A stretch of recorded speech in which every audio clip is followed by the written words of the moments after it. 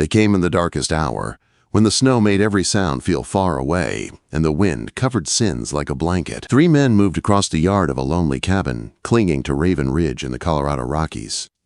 Their breath rose in white puffs, their boots squeaked once, then learned to step softer. A chain on the small corral lay stiff with ice. One of them lifted bolt cutters and snapped the link like it was no more than a twig. The chestnut mare inside tossed her head and stamped, nervous and bright-eyed.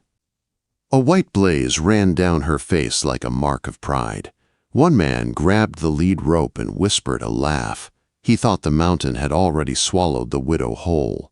"She will not catch us," he said, "not with these passes sealed up." What he did not know was that someone watched from the cabin window, still as a grave marker. She was not crying, she was not begging, she was memorizing. Her name was Sarah Callan, and the folks in the towns below did not say it out loud unless they had to. Some called her a widow. Some called her a curse. The older men called her something else when they sat near a fire and stared into it too long. The ghost of the mountain. By the time the first light touched the peaks in violet and gold, Sarah stood in her doorway with the cold biting her cheeks. She was 43, weathered by hard winters, with dark hair braided back and threaded with silver at the temples. Her face carried the kind of calm that came from surviving things most people never had to face. She watched the last shadows fade down the ridge with her mare behind them, and something quiet inside her turned sharp. That horse was not a luxury. That horse was her life. Without that mare, she could not haul firewood through drifts taller than her waist. She could not carry meat down to town to trade for flour and lamp oil. She could not outrun a storm when the sky snapped open. The mare had been the last gift from her husband Daniel before the mountain took him and left Sarah alone with a cabin, a grave, and too much silence. Now the silence had been broken by thieves. Sarah did not rush. She moved with a slow, careful purpose that looked almost peaceful, but it was not peace. It was control. She packed only what mattered. From beneath a warped floorboard, she pulled a small leather pouch she had not opened in years. Inside was a cracked brass compass that still pointed true, a folded map marked with hidden cuts and high trails, and a hunting knife with a bone handle worn smooth by old hands. A crunch of hooves came up the path. Sheriff Tom Grady climbed the rise with his collar turned up, cheeks red from the cold. He looked like a man who had been running on worry for too long. "Sarah," he called, stopping a few steps away like he was not sure how close he was allowed to stand. Word hit town before sunup. Miles Drennan's boys were asking questions again. Sarah did not look at him right away. She crouched near the corral gate and touched the snow where the mare had been dragged out. The marks were fresh. A hoof had slipped. The mare had fought.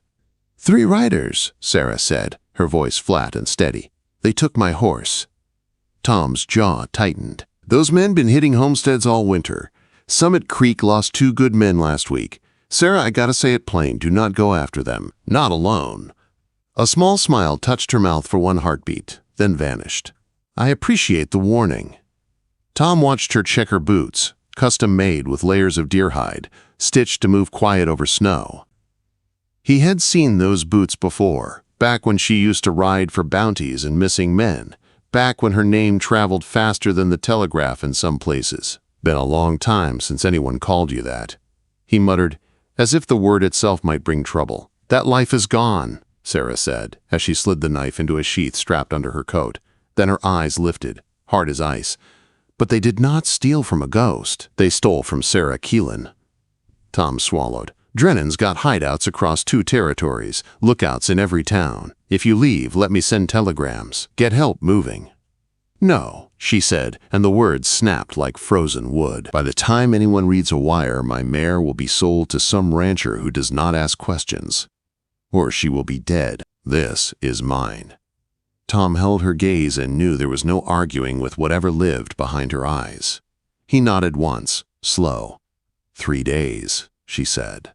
"If I am not back, send your wires." She stepped into the snow like she belonged to it. Her eyes moved over the ground the way a reader moves over a page. The trail spoke to her in small things most people missed. A broken pine needle. A scuff where a boot tried to hide. The drag mark where the mare had pulled back, stubborn and proud. By mid-afternoon, Sarah reached Devil's Backbone, a maze of red rock and narrow cuts most folks avoided. The wind there had a different voice. It carried secrets better. She followed the tracks through places a horse thief would never expect a woman on foot to go, and when she crested a high bluff, she saw smoke curling from an old mining site people called Broken Promise Mine. It was supposed to be abandoned. Down below, men moved between half-collapsed buildings. Horses were penned. Wagons sat in the wrong places, too neat for a simple camp. Guards paced like they had something to protect. Sarah's stomach went tight, not with fear, but with understanding. This was not a simple theft. She pulled a small spyglass from her pouch and stared into the largest shack, the old mine office. 5 men leaned over a table inside, and there, tall and solid at the center, stood a man with a pale scar cutting down one side of his face. Miles Drennan. Sarah's fingers closed around her knife without thinking. The scar looked like a memory that had refused to die. The wind shifted. Somewhere inside the camp a horse cried out, high and sharp, like it recognized her name. Sarah lowered the spyglass, her eyes cold and clear. She did not move yet. She waited, watching patterns, counting men, looking for the weak place in a strong wall. Because if Drennan was here, and her mare was here, then this was not just about stealing a horse. This was a trap. And Sarah Kellen had just walked straight into it. Night fell early in the mountains, and the cold came down like a hand pressing on a throat. Sarah stayed high above Broken Promise Mine, tucked behind a boulder where the wind could not reach her as hard. She watched the camp the way a wolf watched a herd, patient and careful. Men moved with purpose. This was not a loose gang of thieves. They posted lookouts, walked the same paths, and guarded the pens like those horses were gold. Down in the corral, her chestnut mare paced alone, head high, refusing to settle. Even from far away, Sarah could see the white blaze flash when the mare tossed her head. The sight hit Sarah in the chest like a quiet ache. Daniel's last gift. Her last way to live through winter, stolen in one careless night by men who believed a widow could not bite back. Sarah waited until the campfires burned low and laughter turned into sleepy grunts.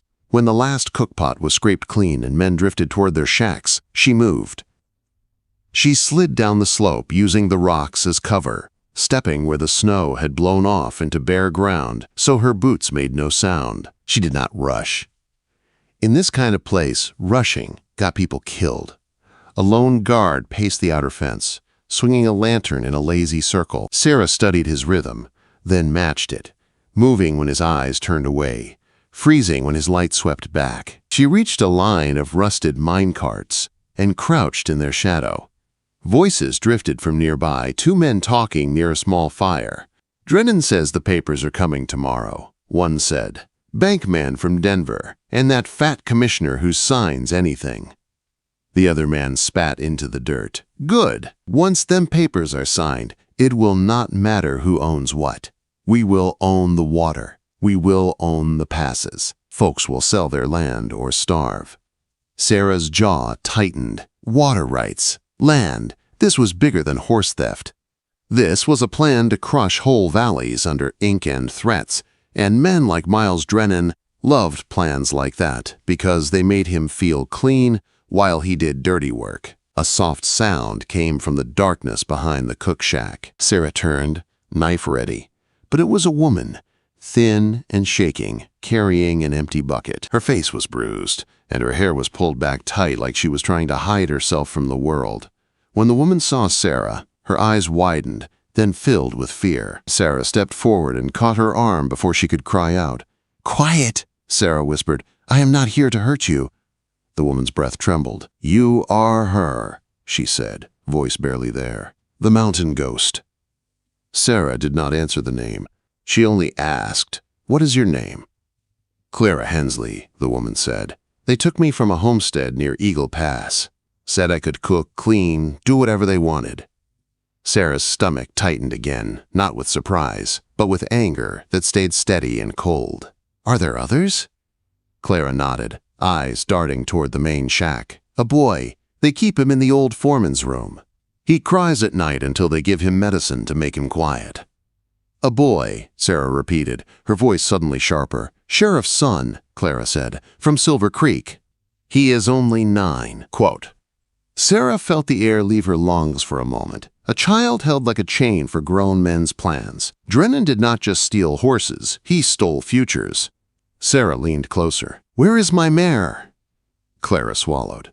Back corral. They call it special stock. Drennan is furious. Your horse threw 2 men. He said he will break her himself in the morning.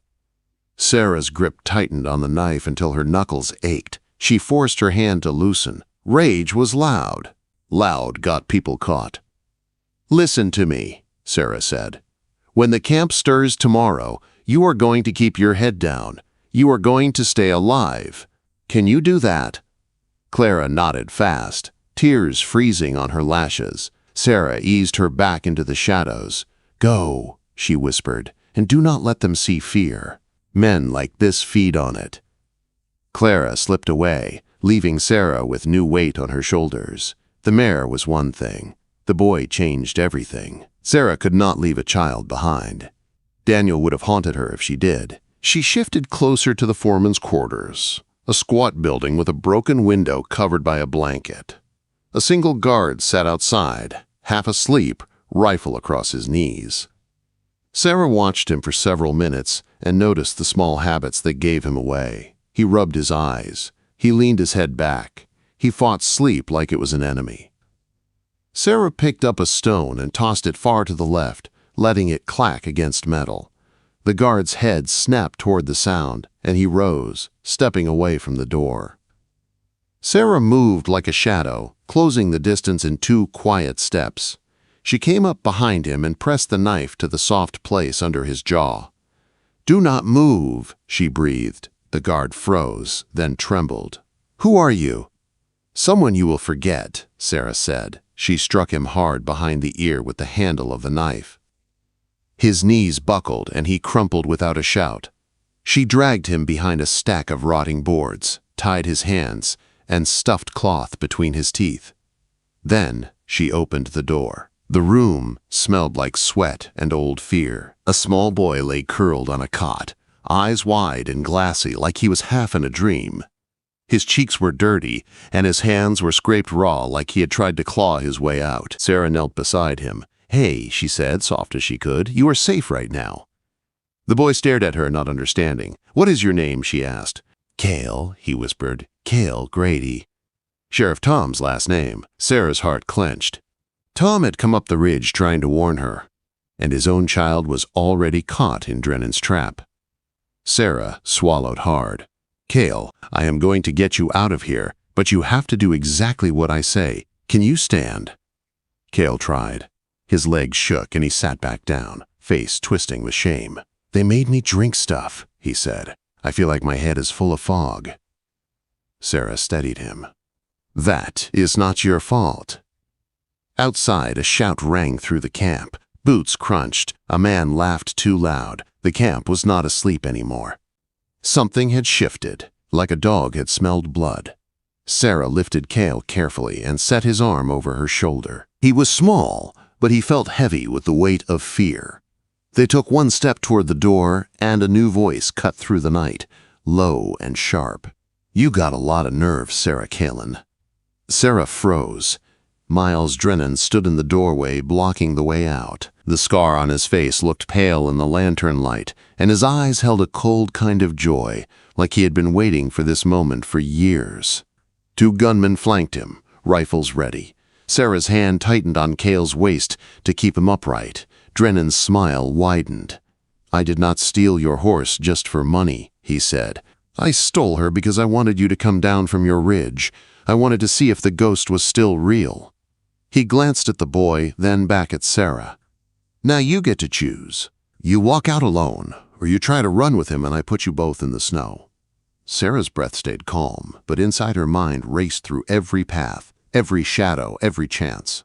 And behind Drennan, in the back corral, her mare screamed once, loud and wild, like she knew the moment had come. Sarah did not answer Miles Drennan right away. She kept one arm locked around Cale's small shoulders and kept her eyes on Drennan's hands. A man could smile and still kill you.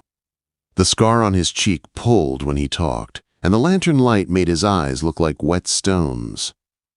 "You always did like standing tall," Drennan said, "even when you were just a skinny girl hiding in the smoke." The words hit Sarah like a blade sliding under old scars. He knew, he remembered, this was not just business. It was history. Sarah's voice came out low and steady. "Step aside." Drennan laughed and glanced at the two gunmen beside him. "She still thinks she can command a room." One of the gunmen shifted his rifle toward Cale, and Sarah felt the boy stiffen, fear rising in him like a cry he could not hold back. Sarah tightened her grip, a silent promise that she would not let him be used like bait. "Put the rifle down," she said, looking at the gunman, not Drennan. "If you shoot, you miss the truth of what you are doing. You are aiming at a child." The gunman hesitated for half a second, not because he grew a heart, but because he did not want trouble in his soul. Drennan noticed that pause and stepped closer, angry at any crack in obedience. "Enough," Drennan snapped. "Ghost or not, she is still one woman." Sarah's mind moved fast. She had seconds. The camp outside was stirring, men waking, voices rising. If she stayed trapped in this doorway, she would be pinned and swallowed. If she pushed forward, Cale would take a bullet meant for her. So she did the only thing she had always done. When the world offered two bad choices, she made a third. Sarah shifted her weight as if she was about to lunge, but instead she kicked a loose board at her feet. It skidded hard into the lantern stand beside the doorway. The lantern toppled, glass breaking, fire splashing across the snow and wood in a sudden burst. Men shouted. The two gunmen flinched on instinct. Drennan cursed and stepped back to avoid the flame. Sarah moved. She grabbed Cale under the arms and pulled him through the doorway at a sharp angle, not straight out into the yard. She hugged the wall of the foreman's shack and slid into the deeper shadow behind a stack of cracked timbers. The firelight danced wildly now, making every shadow jump. A rifle cracked. The shot hit wood where she had been a second earlier. Cale's breath came in broken gasps. "I cannot run," he whispered. "You can," Sarah said, and her voice did not allow him to doubt. One step at a time. They moved low, slipping behind a row of old barrels, then behind a wagon, staying close to the dark edges of the camp. Sarah's boots barely touched the snow. She could feel the whole mine site waking up, like a hornet nest kicked by a careless boot. Drennan's voice thundered across the yard. "Find her! Bring me the boy alive! Bring her alive if you can!" A man rushed past the wagon, close enough that Sarah could smell tobacco on his coat. He did not see them. His eyes were on the fire and the chaos. Then Sarah heard it, the sound that made her blood rise. Her mare screamed again. Sarah turned her head just enough to see the back corral through the gaps between buildings. The chestnut mare reared, fighting the rope on her halter. A young handler yanked hard, trying to force her down. The mare struck out with her front hooves and nearly crushed him. The animal was not broken. She was furious. Sarah leaned closer to Cale. "Listen, when I say go, you go to that rock line over there. You see it? Quote." Cale squinted. In the dim light, a jagged line of boulders stood like teeth along the edge of the camp. Beyond them was open darkness and a steep slope down toward the trees. "I see it," Cale whispered. "You will go there and you will stay low," Sarah said. "No matter what you hear. Can you do that?" Cale nodded, face tight with fear, but something steadier sat under it now. He had been afraid for days. At least, now he was afraid, with someone beside him. Sarah waited for a moment when the yard filled with movement, when men rushed in the wrong direction. Then she pushed Cale forward with a firm hand. "Go!" Cale stumbled, then ran, small legs awkward in the snow, but he kept moving. Sarah watched him reach the rocks and drop down behind them just like she told him. Relief flickered in her chest, but she did not let it soften her focus. Now she turned toward the corral. 2 guards stood near the gate, arguing with each other about where the fire came from. Their attention was split. Sarah picked up a fist-sized rock and threw it hard toward the far side of the pens. It struck a post with a loud crack. The guards snapped their heads toward the sound. Sarah rushed them. She did not swing wild. She hit fast and clean. The first guard lifted his rifle too late. Sarah drove her knife handle into his wrist, then into his throat. Not cutting deep, just enough to drop him into shock and silence. The second guard turned, mouth opening to shout, and Sarah slammed her elbow into his jaw so hard his teeth clicked like stones. He folded into the snow. Sarah grabbed the gate latch and pulled it open. The chestnut mare surged forward, eyes rolling, nostrils wide, hooves flashing. For one terrifying second, Sarah thought the mare might bolt past her and vanish into the night. But then the horse stopped short and pressed her head against Sarah's chest like she knew exactly who stood there. Sarah's throat tightened. "Easy," she whispered. "Good girl. I am here." Behind her, the camp roared with a new wave of shouting. Drennan had realized where she was headed. Sarah swung up bareback, her hands grabbing mane and halter. She turned the mare toward the rocks where Cale hid, and the mare moved like she had been waiting for this order her whole life. A rifle cracked again. Dirt jumped near the mare's hooves. Sarah did not look back. She leaned forward and whispered into the mare's ear. The mare launched into a run so smooth it felt like flying. Sarah reached the rocks. "Cale?" she called low. The boy rose from the shadow, trembling, and Sarah leaned down, grabbed his coat, and hauled him up against her. He clung to her waist with both arms, small and shaking. The mare's ears pinned back as more hoofbeats thundered behind them.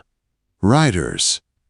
Drennan had sent men on horses to chase. Sarah drove the mare toward the tree line, straight into the dark slope, where normal riders feared breaking a leg. The mare did not slow. She knew mountain ground. She cut down through pine and rock like she was born from the ridge itself. Behind them, voices shouted. Horses slipped. One rider cursed as his mount stumbled on shale. Sarah did not waste breath on fear. She used it. She chose a path no map held, a narrow cut between boulders where the wind screamed and the snow lay deep. The mare squeezed through with only inches to spare. The riders behind tried to follow, but their horses balked at the tight passage and the sudden drop beyond it. A gunshot rang out, then another, but the bullets hit rock and tree. Sarah burst out onto a narrow ledge trail that curved along the face of the mountain. Below was a steep fall into darkness. Above was cliff and cold sky. The mare ran the ledge like it was a wide road. Cale sobbed against Sarah's coat. "He is going to kill us," he whispered. "No," Sarah said. "He is going to lose us." Quote.